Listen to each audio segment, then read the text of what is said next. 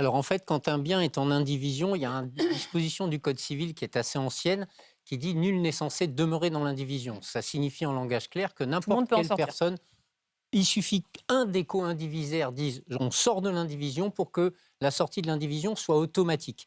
C'est-à-dire que le tribunal ne peut que prononcer l'ouverture des opérations de liquidation de cette indivision. Et dans ce cas-là, quand il y a un bien en indivis, on saisit la justice en disant on va sortir de l'indivision et on va vendre ce bien aux enchères. L'adjudication, c'est la vente aux enchères Et d'un donc bien forcément, c'est immobilier. toujours moins cher que si c'était vendu de façon plus traditionnelle.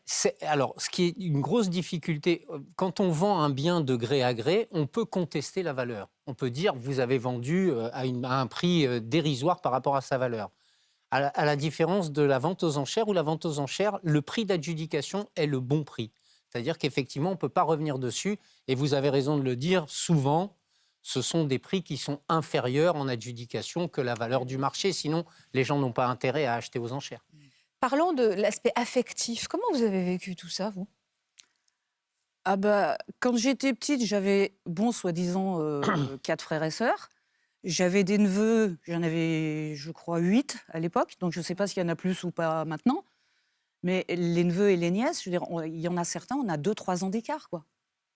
Et je trouve ça tellement dommage.